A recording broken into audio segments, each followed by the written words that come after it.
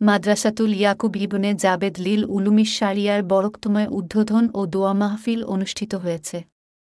সোমবার বিকালে মাদ্রাসা প্রাঙ্গণে আয়োজিত অনুষ্ঠানে প্রধান অতিথি হিসেবে উপস্থিত থেকে মাদ্রাসার উদ্বোধন করেন যশোর ৫ মনিরামপুর আসনের সংসদ সদস্য আলহাজ এস.এম. ইয়াকুব আলী। এ সময় প্রধান অতিথি সংসদ সদস্য বলেন, নিজস্ব উদ্যোগে মাদ্রাসাটি তৈরি করেছি, তবে এটি মনিরামপুরবাসীসহ দেশের সকল মানুষের জন্য। এই মাদ্রাসা থেকে আন্তর্জাতিক মানের হাফেজ তৈরি হবে। সবাইকে এই মাদ্রাসার রক্ষণাবেক্ষণসহ এগিয়ে নিতে সহযোগিতা করতে হবে।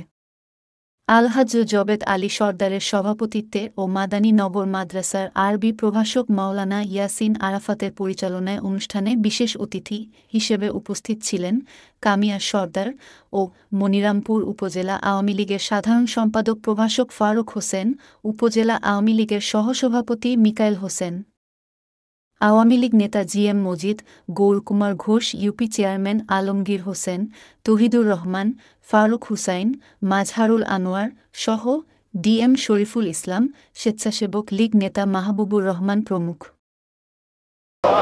আমাদের পিতামাতাকে মাফ করে। আজকের বক্তব্য পরিষ্কার, সেটা হলো যে আমাদের আপনারা জানেন সুন্দর ঈদগাহ কিন্তু আমরা এখন আর টাকা উঠাই না। তবে কেউ যদি বাড়ি যাওয়ার সময় মনে করে যে না আমি আমি কিছু টাকা দান করে যাবো, মানুষের মানত থাকে, তাহলে কিন্তু কোনো বাধা নেই। আমি মনে করি যে আমি কাউকে বঞ্চিত করতে চাই না। আমি প্রতিষ্ঠানটা খারাপ করে দিলাম, এখন এটা সকলের প্রতিষ্ঠান। আপনারা যদি কেউ মানত করেন, কেউ যদি মনে করেন যে এখানে হাফেজ সাহেবরা পড়াশোনা করে আমি এখানে কিছু অনুদান দেবো, আপনারা দিতে পারেন, কোনো বাধা থাকবে না। এখানে আসলে এই ধরনের প্রতিষ্ঠান আসলে ব্যক্তিগত হয় না, এরা আলেমরা ভালো বেশি ব্যাখ্যা দিতে পারবে। তো কাজেই এরা শুধু এলাকার বাসী না, মনিরামপুরবাসী, এমনকি পুরো বাংলাদেশের প্রতিষ্ঠান এটা, যে যখন রাস্তার পাশে সে মনে করে যে না এখানে কিছু টাকা অনুদান দিয়ে যাবো, দিতে পারে। তো যাই হোক, আমি আসলে আপনাদের কাছে চিরকৃতজ্ঞ যে আমার ডাকে আপনারা আসলে সবাই এসেছেন এবং দোয়া অনুষ্ঠানে শরীর হয়েছেন। দেখেন, এটা এই মাদ্রাসা করতে প্রায় 2 বছর সময় লেগে গেল। তো আব্বা যখন টাকাটা দিয়েছিলেন তখন আব্বা অসুস্থ ছিলেন। পরবর্তীতে এই মাদ্রাসা যখন কাজ শুরু করা হলো, আমার মনে হয় যে আব্বার এই কাজের পরিধি দেখে বা কাজ দেখে দেখে তার মনটা একটু চাঙ্গা হলো। তো এখন কিন্তু 2 বছর আগে যেমন ছিলেন তার থেকে কিন্তু আব্বা এখন অনেক সুস্থ।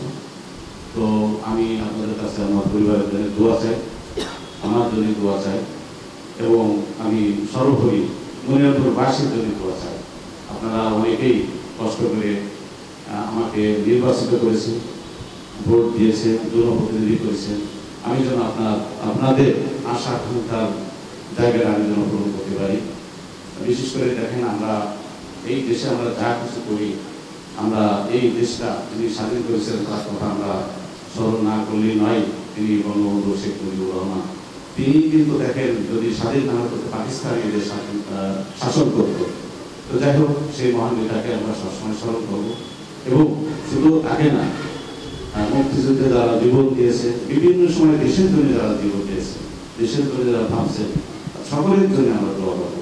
কারণ এই ধরনের তিনি প্রতিষ্ঠান, আমরা যখন দোয়া অনুষ্ঠান হয় আমরা একে অপরের জন্য দোয়া করবো। আমাদের অনেক বাপ মা আত্মীয় স্বজন বিদায় গেছিলেন, তাদের জন্য দোয়া করবো।